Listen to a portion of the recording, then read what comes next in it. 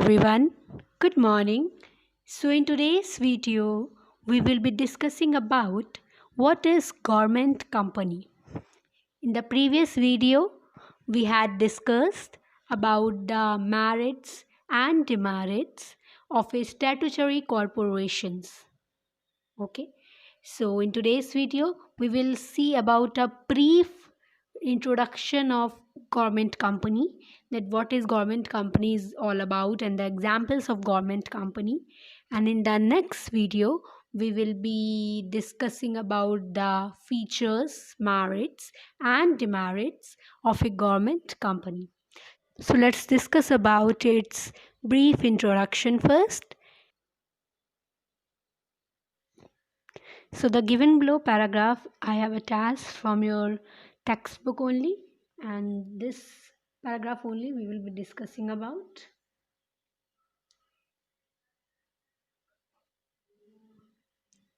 A government company is established under the Companies Act 2013 and is registered and governed by the provisions of the Act. Government company जो है वो establish किस किस act के अंदर हुई है?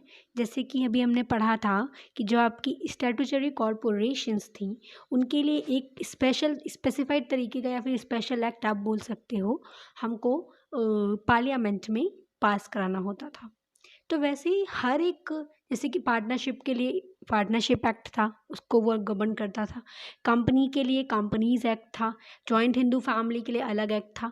तो हर एक ऑर्गेनाइजेशन के लिए कोई ना कोई एक्ट मेंटेन रहता है in which the rules and regulations of that particular organisations are given, that in which way they have to work, what are their procedures to form that particular organization. In government company also, the government company established under the Act Companies Act 2013. Government company किस act के अंदर establish हुई है, किस act में इसके बारे में दिया हुआ है? कंपनीज एक्ट 2013 में।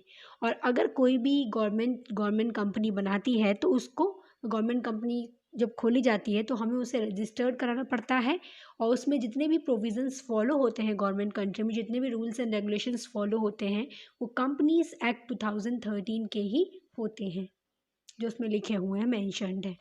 As I told you earlier in a case of partnership, that in partnership, if we are going to open a partnership firm, we had to get registered according to the provisions of Indian Partnership Act 1932.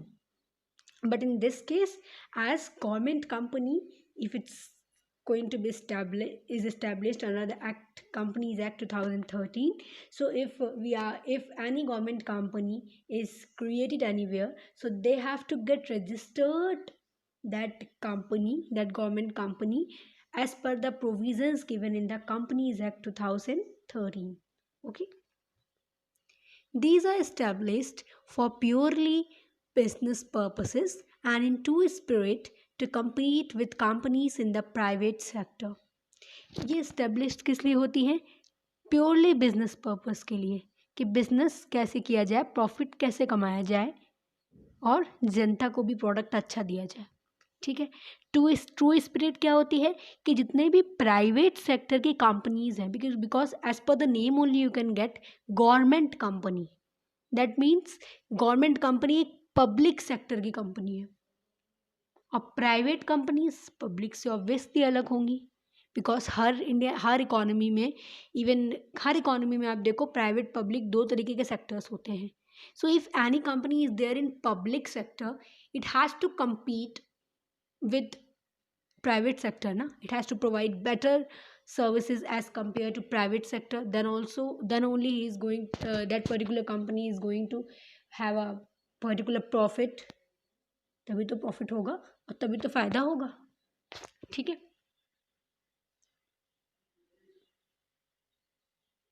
according to the section 2 subsection 45 of the Companies Act 2013, a government company means any company in which not less than 51% of the paid up capital is held by the central government or by any state government or partly by central government and partly by one or more state government, and includes a company which is a subsidiary of a government company. What is this? It's a definition of government company as per Companies Act 2013. जैसे हम लोग ने partnership firm की definition देखी थी ना in partnership act 1932. Here also we are going to discuss the definite definition given in the Companies Act 2013 about the government company. Okay, so it's given in section 2 subsection 45. As I told you earlier as well that if any value after the first value given in bracket, it is known as subsection. After that any value is given, so it will be known as subsection, and then after that subclause, subclause and so on. Okay, so अब देखते हैं कि definition है क्या.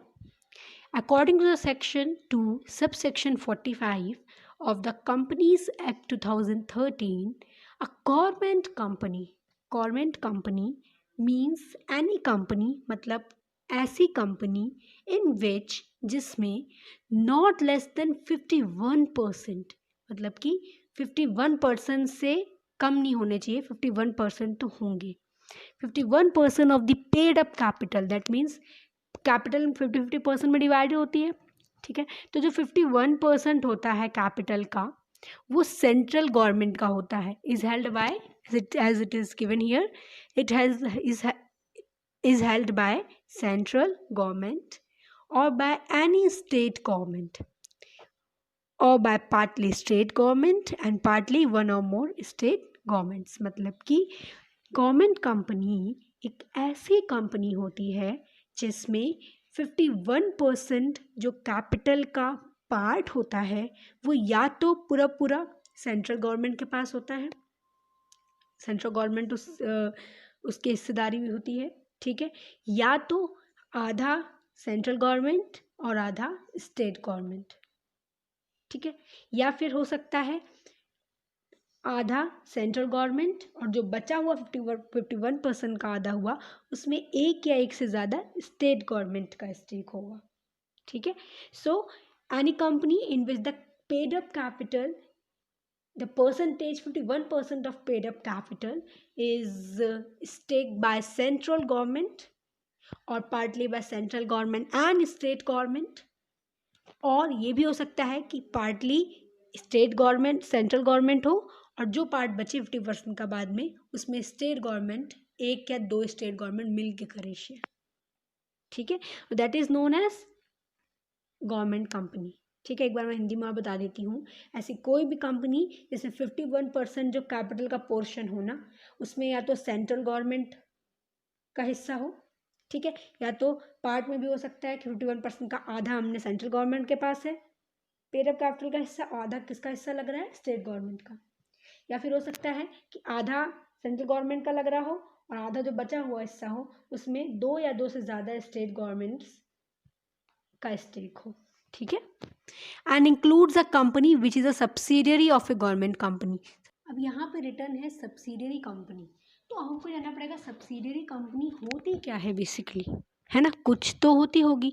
तो subsidiary companies बेटा ऐसी होती हैं, मान लो एक कंपनी चल रही है लेकिन उस पर कंट्रोल किसका है, गवर्नमेंट कंपनी का. तो गवर्नमेंट कंपनी उस कंपनी की क्या हो गई, पेरेंट हो गई. जैसे आपके ऊपर आप किसका कंट्रोल है, आपके पेरेंट्स का है. तो वैसे ही अगर कोई कंपनी चल रही है और उस किसके अंदर चल रही है, किसके ऊपर उस कंपनी का किसका कंट्रोल है उस कंपनी पे, गवर्नमेंट कंपनी का. तो गवर्नमेंट कंपनी उसकी पेरेंट हो जाएगी और वो पर्टिकुलर सब्सिडियरी उसकी डॉटर कंपनी हो जाएगी. तो उस डॉटर कंपनी को ही हम लोग बोलते हैं सब्सिडियरी कंपनी. ठीक है उसी कंपनी का पार्ट. जैसे कि एक पेरेंट है उससे कई सारे बच्चे हैं, तो वैसे मान लो एक कंपनी है गवर्नमेंट और उसकी कई अलग ऐसी कंपनी हैं जो उसके बच्चे हैं और जिन पे वो कंट्रोल करती है. That is known as subsidiary company. तो सब्सिडियरी कंपनी की पेरेंट कंपनी या होल्डिंग कंपनी क्या होगी, गवर्नमेंट कंपनी. ठीक है। तो उसमें भी क्योंकि गवर्नमेंट कंपनी का ही कंट्रोल रहता है सब्सिडियरी कंपनीज पे, तो हम लोग ये बोलेंगे कि अगर कोई भी सब्सिडियरी कंपनी है ना गवर्नमेंट कंपनी की, तो वो भी गवर्नमेंट कंपनी में इंक्लूड होगी। ठीक है। तो so this was the definition which is given in the section 2 subsection 45 of the Companies Act 2013. Okay, now come up to the next paragraph. Under the Companies Act 2013, there is no change in the definition of a company. कोई change definition of the company में नहीं है, जैसे हमने ऊपर पढ़ी है वैसी ही है अभी तक. All the provisions of the Act are applicable to government companies unless they are otherwise specified. जितने भी प्रोविज़न गवर्नमेंट कंपनी के लिए कंपनीज एक्ट 2000 में दिए हुए हैं, वो सारे प्रोविजंस, वो सारे rules and regulations government company को फॉलो करने पड़ेंगे तब तक जब तक कि किसी पर्टिकुलर गवर्नमेंट कंपनी के लिए कोई स्पेसिफाइड कंडीशन ना दी गई हो कि हाँ अगर ऐसी कंडीशन हुई तो उनको ये प्रोविज़न फॉलो नहीं करना पड़ेगा. Provision basically the rules and regulations given in the act. ठीक है, सिंपल लैंग्वेज में अगर मैं बोलूँ तो a government company may be formed as a private limited company और a public limited company. Government company को हम लोग प्राइवेट लिमिटेड कंपनी के तरीके भी फॉर्म कर सकते हैं और पब्लिक लिमिटेड कंपनी के तरीके भी फॉर्म कर सकते हैं. There are certain provisions which are applicable to appointment. There are certain provisions which are applicable to the appointment and retirement of director and other managerial personnel. मतलब कि government company के जो डायरेक्टर्स होते हैं और जो मैनेजर्स होते हैं ना, उनके अपॉइंटमेंट के लिए या फिर रिटायरमेंट के लिए कुछ प्रोविजंस दिए गए हैं कंपनीज एक्ट 2013 में when it's a point of government.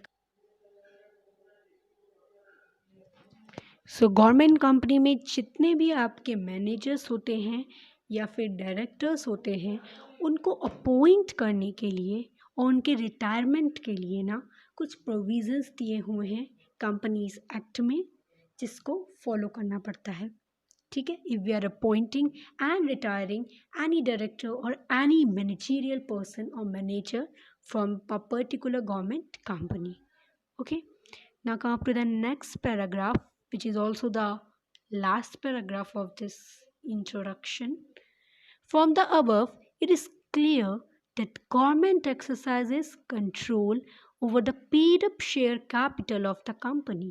As I told you earlier as well कि गवर्नमेंट कंपनी में जो कैपिटल में 51% कैपिटल का हिस्सा होता है ना, वो कौन पे करती है, उसमें किसका शेयर होता है, गवर्नमेंट का.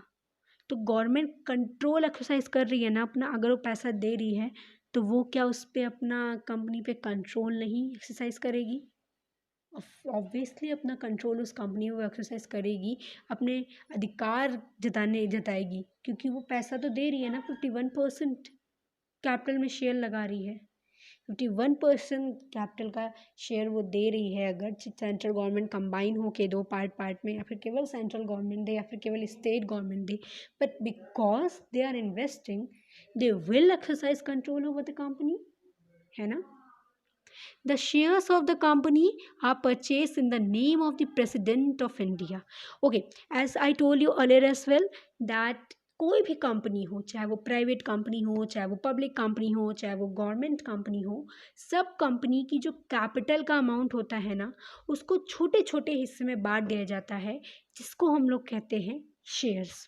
अब ये शेयर्स स्टॉक एक्सचेंज में, जिसको आप लोग शेयर बाज़ार बोलते हो, वहाँ पे बेचे और ख़रीदे जाते हैं. ठीक है. तो अब गवर्नमेंट कंपनी में जो 51% ऑफ शेयर्स होते हैं ना कंपनी के, वो गवर्नमेंट खरीदती है. किस नाम से?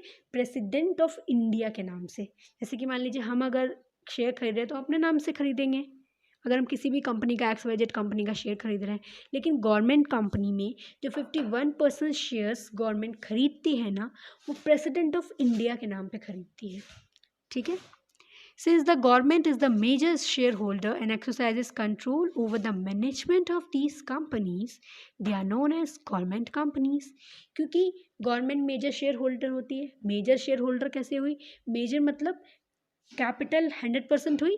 100% का 51% पार्ट कैपिटल का कौन खरीद ले रहा है? कौन 51% शेयर खरीद रहा है कैपिटल के?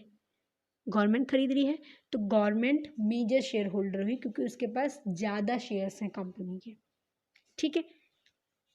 और क्योंकि वो एक्सरसाइज करती है अपना कंट्रोल सारे मैनेजमेंट के ऊपर इन कंपनीज में, मतलब कि जो मैनेजमेंट होता है उसको कंट्रोल करना, उसको कौन से रूल्स एंड रेगुलेशन फॉलो करने हैं वो सब रूल्स एंड रेगुलेशन फॉलो करवाना, कोई प्रॉब्लम हो तो उसको देखना, ये सारे काम गवर्नमेंट करती है. इसलिए इन कंपनी को हम लोग क्या बोलते हैं? Government companies. Okay, so this was all about what is government company is all about, a brief discussion of this of it, which is divided into 3 paragraphs in your book as well, and here as well I have divided in 3 paragraphs only. Now we will discuss about the examples of a government company.